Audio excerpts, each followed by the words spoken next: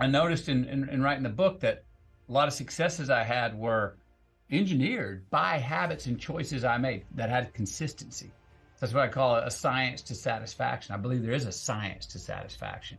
I noticed what I was eating, who I was hanging out with, when I was going to bed, how I was approaching the day. There were consistencies that led to times in my life where I had more joy and more success, was catching more green lights. I also noticed times where I was in a rut through my journals of, oh, you veered from these tried and true habits that you had that were leading to success and giving you more green lights. Ooh, let's get back in our lane over here. And sure enough, more success and green lights I started to create for myself. We also get those mystical green lights where we're just, man, there's no reason, but there's a lot of rhyme. We met the right person, and damn it, if we'd have, left 5 minutes later or 30 seconds earlier, we might not have met them. They might not be married with the family we have now, or might not have got that job if we wouldn't have been just right there on that time, crossing that person, going through that door as they were coming out. So true. Those don't make any sense at the time, but when you look back, they connect the dots to right where we are. And that gets into more of the art of living. So that's why I call it the science of satisfaction leads to the art of living. And what we're going to do on 24th is try and get under the hood to go from the approach that I gave a lot of in green lights more into the process and tools that each of us can hopefully utilize in our own lives, particularly for you or anyone who's going to tune in and say, oh, I recognize that. Yeah. Oh, that's an aberration. To engineer more green lights, find that science so we can get better at the art of living. Man, I cannot wait for this event. We're going to talk a little bit about this in a minute, you guys, but just remember this, emliving.com. You just want to participate, trust me, because you don't get, it's really rare. I'm so excited you've done this and decided to step in even deeper than the book for this reason. Personal development, self-help, a lot of times is sort of loaded with a lot of theory. Yep. And I love theories. I've lived off a lot of these theories, but there's something powerful when someone's applied something in their life that gives it credibility that it otherwise might not have, because you can back it with a story or a fact or an anecdote. And that this industry is sometimes polluted to some extent with a lot of theoretical stuff that hasn't been proven in someone's real life. And you've done this in your real life. And one of the things you talk about with these green lights, or even just having something happen, that you and I are both Christians, but we also believe in energy and vibration and frequency and all that stuff. And I think when you're in that flow, that green light mode, there's a vibration to you. There's an energy to you that these things are sort of drawn your way, and you are in that flow state. And there's something so profound you said in the book about this story where you're living with this producer, and you tell him, hey, I got to get an agent. I got to get an agent. So you're kind of like chasing the green light.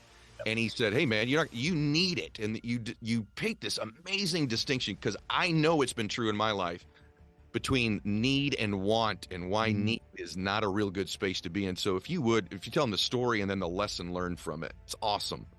Yeah. I get out to Hollywood with a couple $1,000 in my pocket. I got a movie out, Dazed and Confused, which is really the only resume I have. It's enough to get me in a few doors, but it's not enough to be a lead pipe cinch. Oh, but I need an agent. I'm in Hollywood. I'm sleeping on this guy's couch, Don Phillips.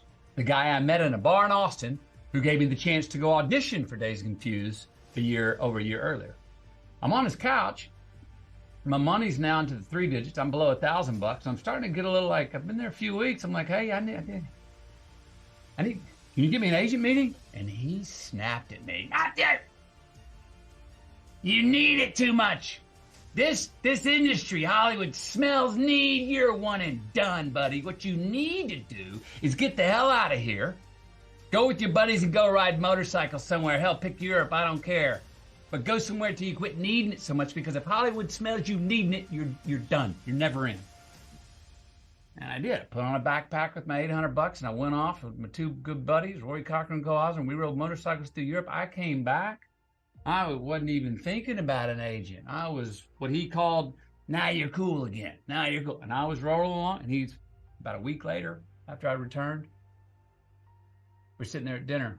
He always made filet mignon and then had a scoop of Haagen-Dazs ice cream for dessert. Oh, he's since moved on. I love talking about him. And he goes, you're ready. And I go, for what? And he goes, tomorrow morning, we got a meeting, William Morris. You're going to go down. And I was like, oh, cool. Now, 5 weeks earlier, if he'd said that, I'd have been like, okay, good, man. I got this. Okay, I need it. I would have gone into the meeting. They would have smelt my need. They would have felt my need. I'd have leaned outside of myself. I would have oversold myself and probably dorked out and used too many words and not have been myself and over leveraged myself. And they'd have been like, I'm not sure this guy's really, he's kind of wants it too much, needs it too much. And instead I went in, believed in myself, had a presence about me, didn't oversell myself, but really let them know, no, I actually think you need me as an agent. And that made me a more valuable asset to them. I got an agent, and then, damn it, if I had my first 2 auditions in Hollywood from that agent, I got the job. Did you really?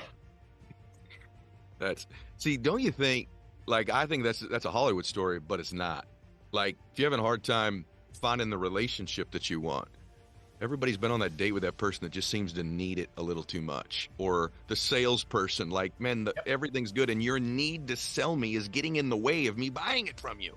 We can smell the solicit. Yes. And nobody likes the smell. We all love a good salesman.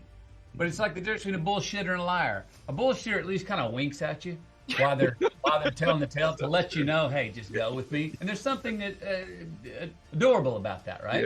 Yes. You see someone that needs, and this goes for my love story with my wife, Camilla. Mm-hmm. When I met her, when I saw her move across the room that night, I had just come to a place spiritually where I was like, you know what, Matthew? Your dream is to be a father. You may not get married. You may have kids. Now, something about that dream and my relationship with God, there was a grace of God saying, that's okay if that happens. So for the first time in my life, I was like, it's not ideal, but I will be okay with that spiritually. And as soon as that happened, I went from this, looking for her at every damn red light, in the produce section, everybody I met, maybe. I was hunting, I was needing, I was looking for that mate. Was it near as attractive? As soon as it came to me that, like, you may not meet her, and can you be okay with that, with yourself, Matthew, and spiritually? And as soon as I was okay with that, I had a presence. I was now able to receive love from somebody. I was able to see somebody, and they let them see me, and that's when she showed up. That's when she came into my life.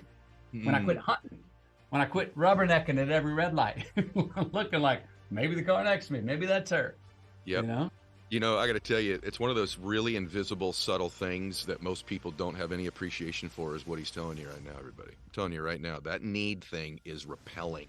There's some type of energy that just, it doesn't work. I'm curious about you, though, because you're a pretty good-looking man, number one, and you've had some notoriety. I don't know if you're aware of this or not, and a little bit of financial success in your life as well.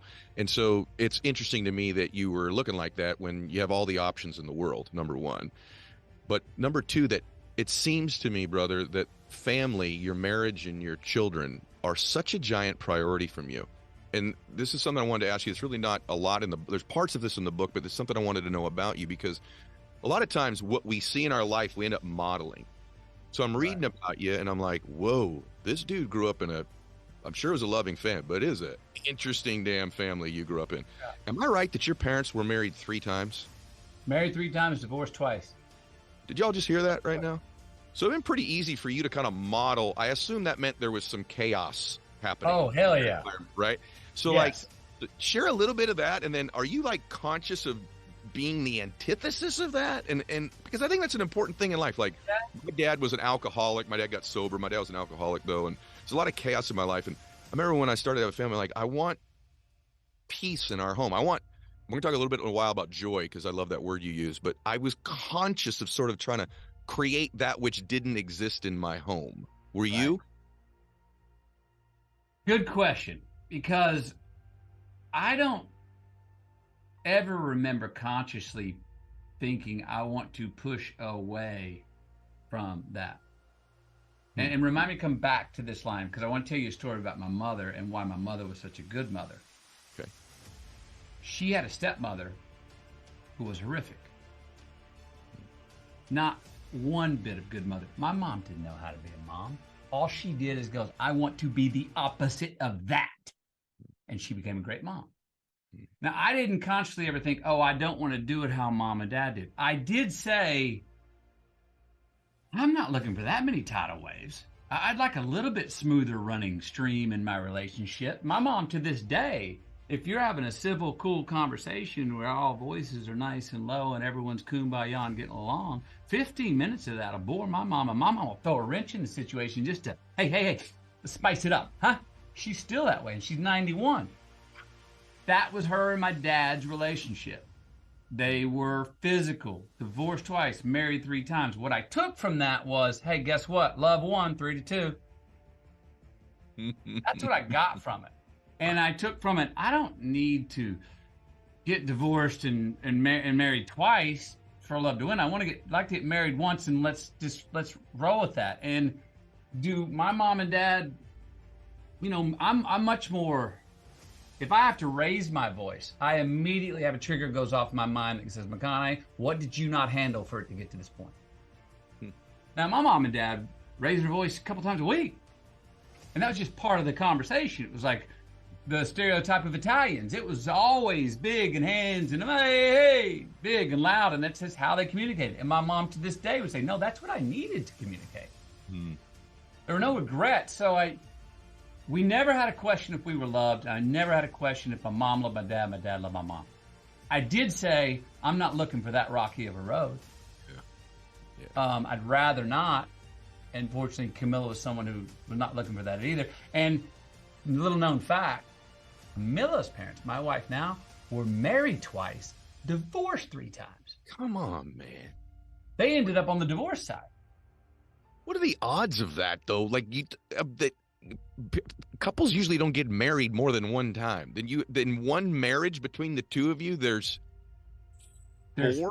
5 marriages and 5 divorces. The same married couple. That's bananas.